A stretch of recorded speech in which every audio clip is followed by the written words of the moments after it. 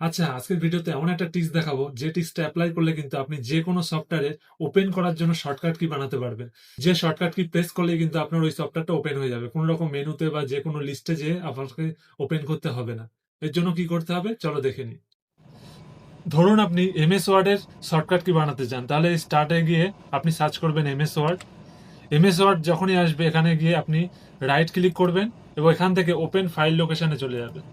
এবার open file লোকেশনে গেলে এখানেই দেখতে পারবে এমএস ওয়ার্ডের ফাইলটা দেখা যাচ্ছে। এখান থেকে রাইট ক্লিক করব এবং এখান থেকে কিন্তু আমরা প্রপার্টিসে ক্লিক করব। প্রপার্টিসে ক্লিক করলেই দেখতে পারবে শর্টকাট বলে একটা ট্যাব রয়েছে। এই শর্টকাট ট্যাবে ক্লিক করবে। শর্টকাট ট্যাবে ক্লিক করলেই নিচে দেখা যাচ্ছে শর্টকাট কি।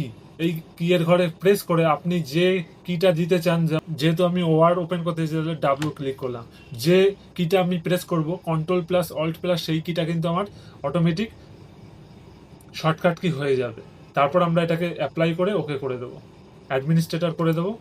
ওকে।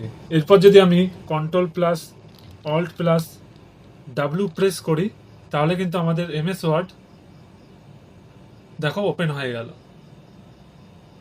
তাহলে এই টিক্সটা ব্যবহার করে কিন্তু আমরা সহজেই যে কোনো সফটওয়্যারকে ওপেন করতে পারবো শর্টকাটের মারফত। এরকমই যদি নতুন নতুন অ্যাডভান্স টিক্স জানতে হয় অবশ্যই আমাদের বর্তমানে চলা ওয়ান কে মিশনে যুক্ত হতে হবে। কিভাবে যুক্ত হবে? কিছুই না, আমাদের চ্যানেলটাকে সাবস্ক্রাইব করে রাখতে হবে এবং ফেসবুক পেজটাকে কিন্তু ফলো করে রাখতে হবে। তাহলে কিন্তু ফ্রিতে একদম অ্যাডভান্স অ্যাডভান্স মাইক্রোসফট সহ বিভিন্ন কম্পিউটার সম্পর্কিত তোমরা টিপস পেতে থাকবে। তাই এই জন্য এখনই আমাদের চ্যানেলটাকে সাবস্ক্রাইব করে রাখতে ভুলবে না।